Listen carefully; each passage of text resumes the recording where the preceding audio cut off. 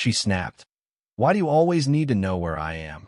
When I asked about her plans, I apologized, agreed I was being controlling, then vanished. I turned off my location, stopped asking questions. She only found out I'd been in Vegas all weekend when my friend tagged me. And then she lost it. My name's Colin. I'm 34, and I live in Eugene, Oregon. 3 weeks ago, I asked my girlfriend of 4 years, Amanda, what her plans were for the evening while I flipped pancakes on a quiet Saturday morning. Nothing serious. Just, got anything going on tonight? She stopped in her tracks like I'd asked for her phone passcode. Why do you always need to know where I am? She snapped. I blinked. I was just wondering if you wanted to go out or if I should plan dinner. She slammed her mug on the counter. It's suffocating, Colin. My therapist says this kind of behavior is controlling. Borderline abusive. My jaw actually hung open. I asked that maybe twice a week, once to see if I should wait up, the other to schedule dinner. You tracking my every move is toxic, she added, shaking her head. We share locations, I said carefully. It's mutual. That doesn't make it healthy.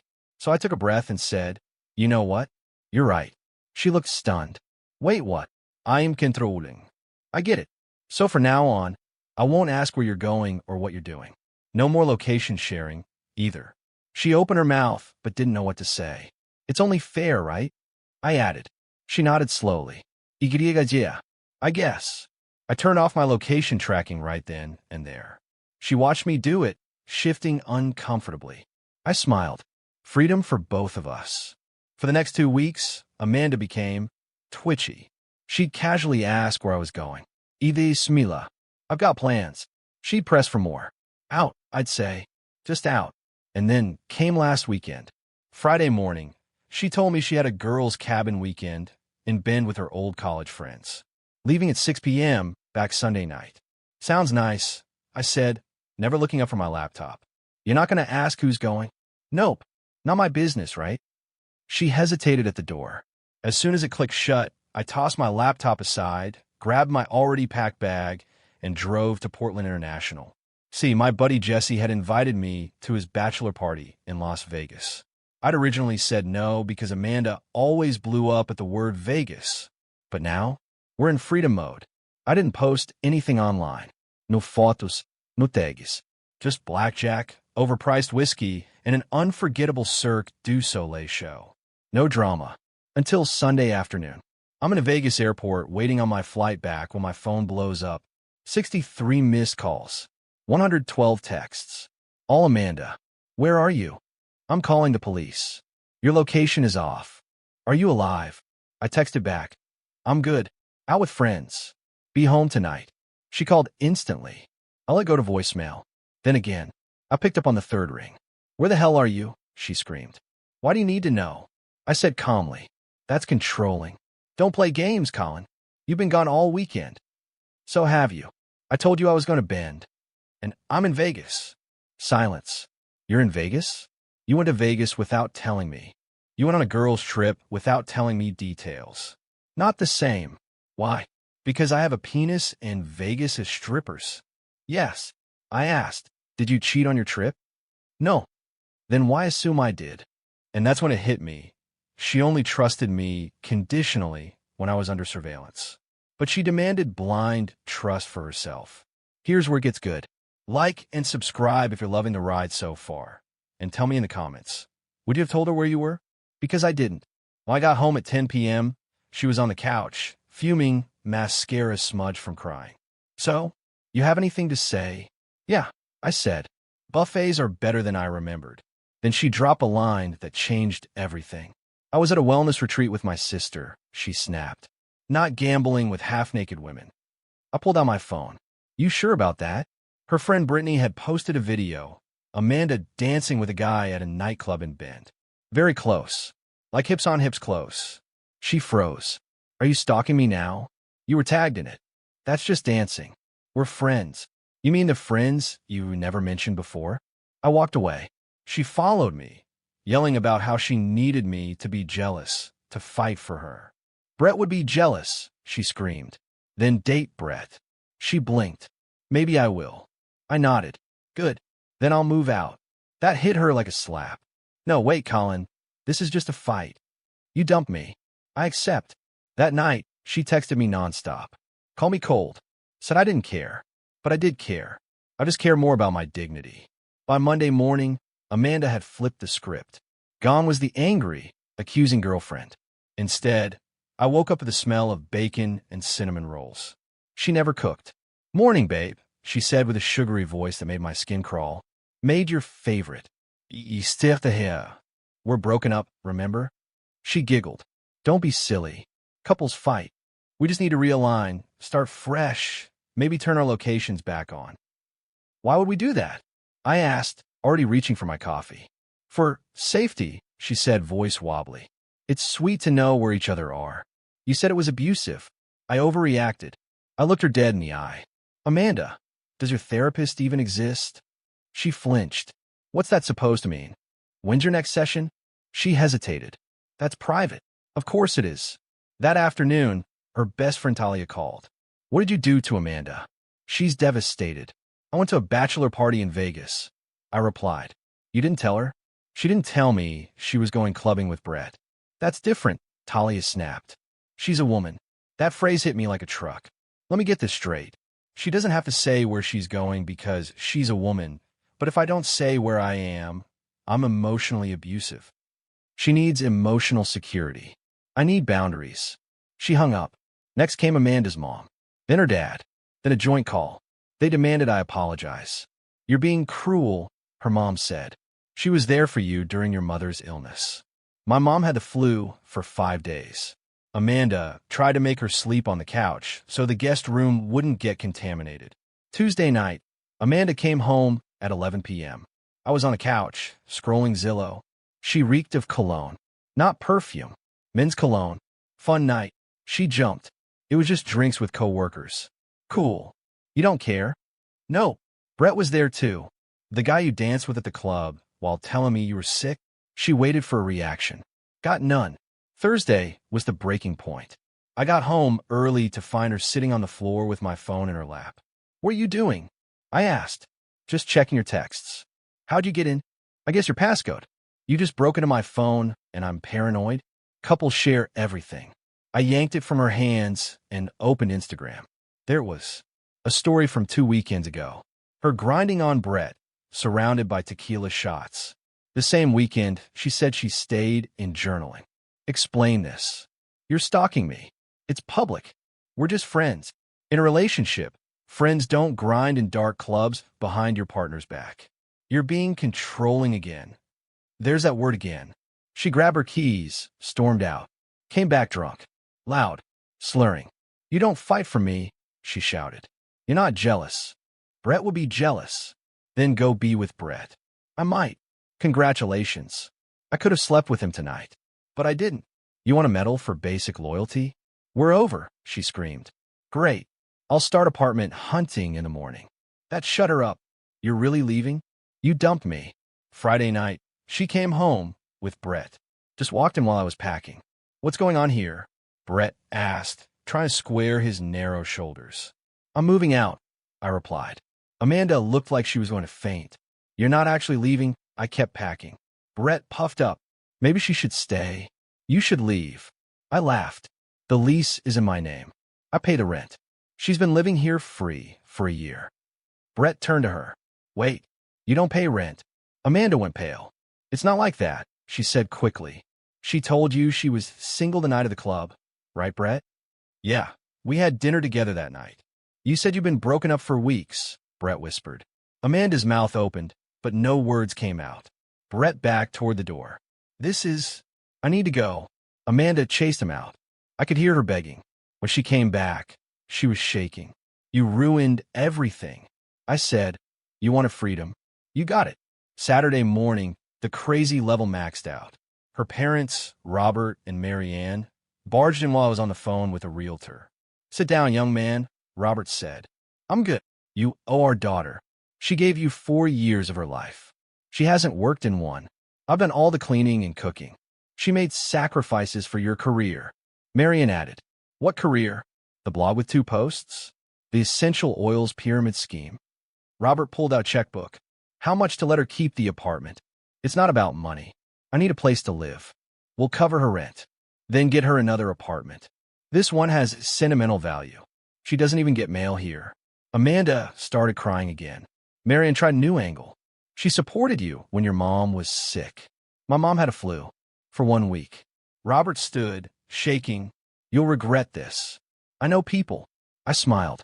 I work for the Department of Justice. They left. Amanda stayed in her room, crying, rage texting. But Sunday was moving day. I hired movers. As they carried out boxes, Amanda tried one last play. She came out in lingerie. Remember when we first moved in? She purred. We made love in every room. The movers are right there. She ignored it. We could try again. Reconnect. Too late. You emotionally cheated for months. It wasn't cheating. You told Brett you were single. She stepped back, eyes flashing. Then she said it. I'm pregnant. I stopped cold. No, you're not. Yes, I am. Really? Because we haven't slept together in 2 months. And 3 nights ago, you were drunk out of your mind. She crumbled. That was the moment I knew I was never coming back. By Monday, I was fully moved into my new 1-bedroom in downtown Eugene. Smaller, older, and definitely not as modern, but it was mine. No drama, no gaslighting, no crying fits or mixed signals. I'd barely unpacked when I got a call from my old landlord. Hey, Colin, we've got a problem. Let me guess, I said. Amanda, she's still in the unit. She changed the locks and says she's your common-law wife. I laughed. That's not even a thing in Oregon. Yeah, I figured. She says she has rights to stay. She's a guest. No lease. No payments. No rights. I'm issuing a 3-day notice to vacate. Perfect. Let me know if you need any documentation. That same night, I got a text from a random number. Hey man, it's Brett. Can we talk? I agreed to meet him for coffee the next day. He looked wrecked. Bags under his eyes. Hair messy. Shirt untucked. She won't leave me alone, he said. Texts, calls, emails. She called your mom, I added. Said you were getting married. His eyes widened. My mom congratulated me. I've known her a month. She's saying I was abusive, controlling, manipulative. He looked down. She told me that too, that you didn't let her leave the apartment. And you believed her while she lived rent-free in my place? I didn't think about it like that. She used you, just like she used me. Brett rubbed his face. She said she'll kill herself if I don't give her another chance. I stared at him. Call the police. Get on record. Do not respond. I did. She started texting from fake numbers. Change mine. She got it again from someone at work. Go to HR. I already did. But I'm scared, man. You should be. Document everything. Later that week, while I watched the Blazers game with a beer in hand, I heard it banging on my apartment door. I checked the peephole. Amanda and her sister, Paige. She looked unhinged. Colin, she screamed. Open the door. Nope, I said through the door. You need to leave, or I'm calling the cops. You ruined my life, she wailed. Your parents own 12 properties. You're not homeless. They won't let me move back in because of you. Not my problem. Paige chimed in. You're a real piece of work. She loved you. She loved what I provided. They pounded on the door for 10 more minutes. Other tenants came out. Security arrived and escorted them off the property. 2 days later, Sunday morning, I get a message from an unknown number. This is Robert. Jessica is in the hospital. Suicide attempt. This is on you. My heart stopped.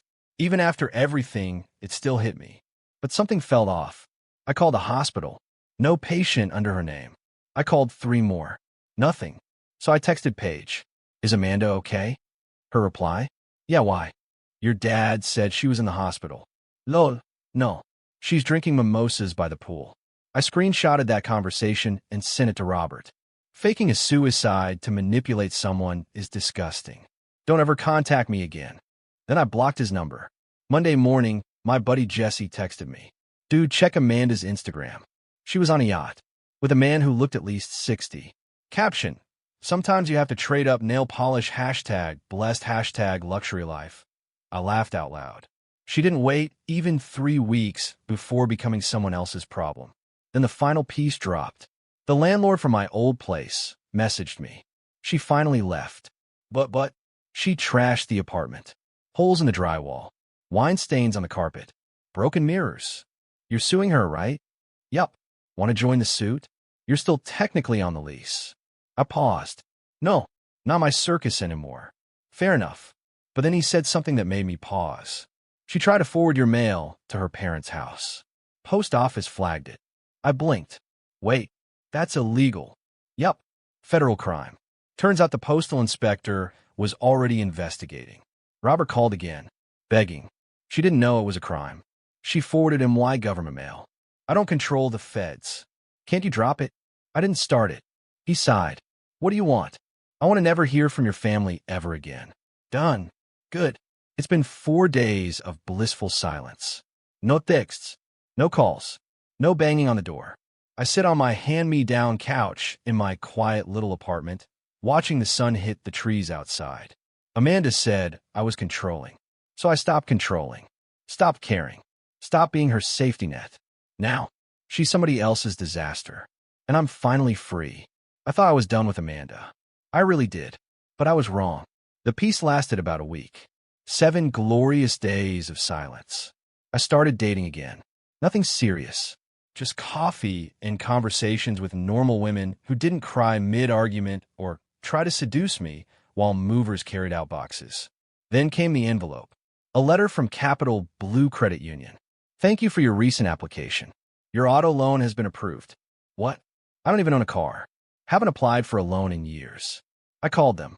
They pulled up the file. Colin Halbert. Date of birth, October 11th. Social Security ending in... They read the last 4 digits. Mine. What's the address on file? They read it. Amanda's parents' house. Cancel the loan. That's identity theft.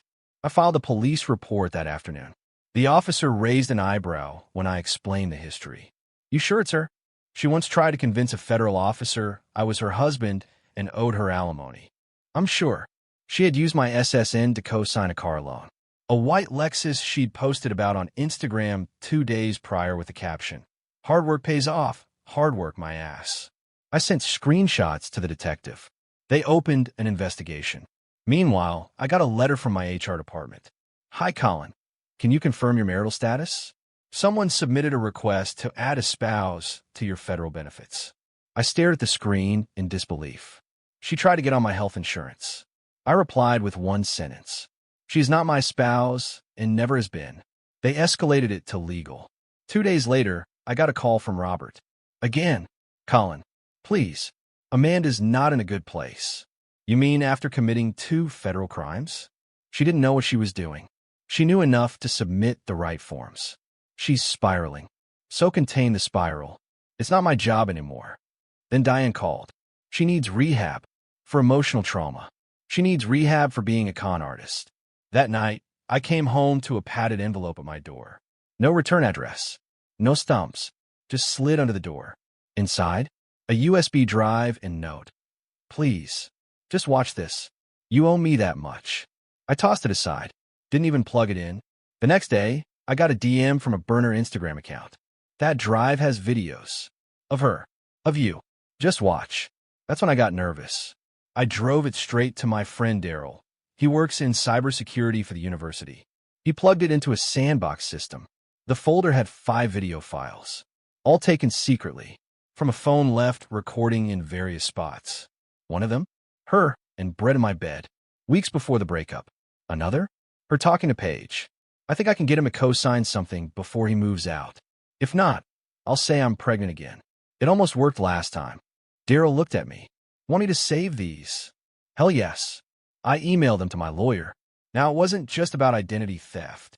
It was premeditated fraud. We sent everything to the DA's office. They opened a case. Within 3 days, Amanda was served. Actual criminal charges. Identity theft. Attempted fraud. Misrepresentation. Maybe more. Robert called again. This time, he was begging. Drop the charges.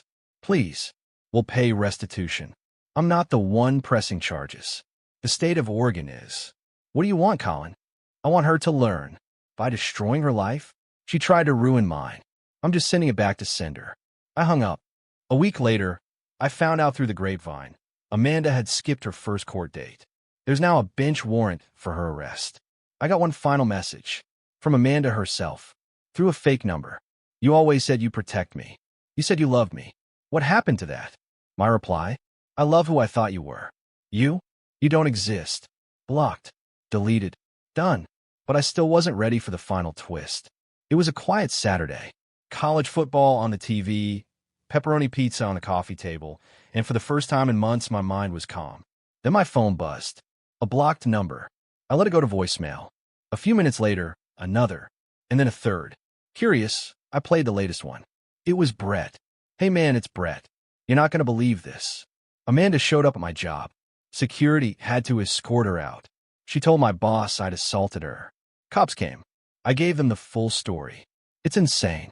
She's spiraling bad, man. Thought you should know. I called her back. Apparently, she was trying to drag him down with her now that I was gone, and the old rich guy dumped her too. That didn't last long. Guess he found out she wasn't exactly early 30s like she told him.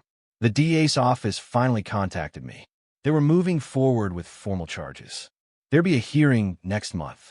They'd subpoena her phone records, bank transactions, and all the fraudulent documentation she submitted under my name.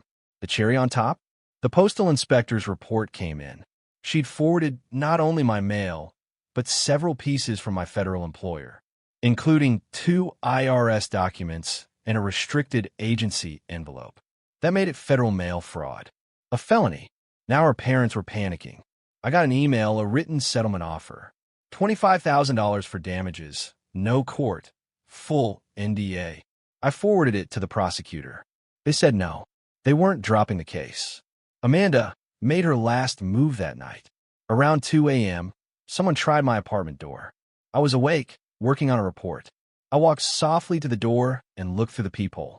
Amanda, disheveled, hair matted, makeup smeared, hoodie zipped up over her knees as she sat on the floor outside my apartment like a ghost of herself. She had no idea I was watching her from the peephole. She took out her phone and whispered into it. I'm at Collins. He's probably asleep. I'm going to try to talk to him. He has to listen. She paused, then said, No, I'm not recording. Liar. Another pause. No, he still doesn't know about the storage unit. I froze. What storage unit? She suddenly stood up and pounded on my door. Colin, I know you're in there. You OWE me a conversation. I didn't move. Colin, don't be a coward. You're ruining my life. We can fix this. More pounding. Then a key slid into the lock. She was trying to use her old key. Didn't work? I'd changed the locks first day. She started crying, wailing, slumped down. 5 minutes later, I called the police. They showed up fast. She tried to claim she lived there. Didn't work. Her arrest warrant showed up on their system. She was cuffed on the spot. As they walked her out, she screamed, This is your fault. I loved you. I watched silently from the kitchen. I could have said 100 things, but I didn't. 3 days later, I followed up on that storage unit comment. I called around to 3 local facilities using her name. Bingo. She had a 5 by 10 unit rented under her maiden name at a place 15 minutes away. I called my lawyer. With the active fraud case and a paper trail showing she'd used my identity, we got a warrant. What we found blew everything wide open. The unit was full of paperwork with my SSN printouts of emails between me and my job, fake copies of joint bank statements with my name forged, a journal detailing ways to legally bind Colin to a relationship, ideas like fake pregnancy, fake engagement, even forging a marriage certificate, and worst of all, a list titled, Contingency Plans underneath. If he won't marry me, ruin his credit. If he ghosts, send letter to employer. If all else fails, accuse abuse plus go viral. We turned the entire unit over to the DA. It sealed the deal. Within a week, the case escalated from petty fraud to criminal conspiracy and identity theft with malicious intent. She was hit with 4 felony charges. Her parents couldn't save her now. The court issued a no-contact order. And finally, after nearly a year of lies, manipulation, and chaos, Amanda was forced to confront consequences she never believed would catch up to her. As for me, my life is calm. I transferred cities for work. New apartment. New people. No digital footprint Amanda could trace. I don't date for now. I breathe. And that's more than I ever had during those 4 years with her. To everyone who called me heartless, maybe I just stopped playing the fool. Amanda thought she could control me with tears, threats, and chaos. But in the end, she controlled nothing. She tried to break me. Instead, she broke herself. Would you have done the same? Or walked away sooner? Let me know in the comments. And don't forget to like, subscribe, and share this with someone who needs a reminder. Sometimes the best revenge is walking away with your peace.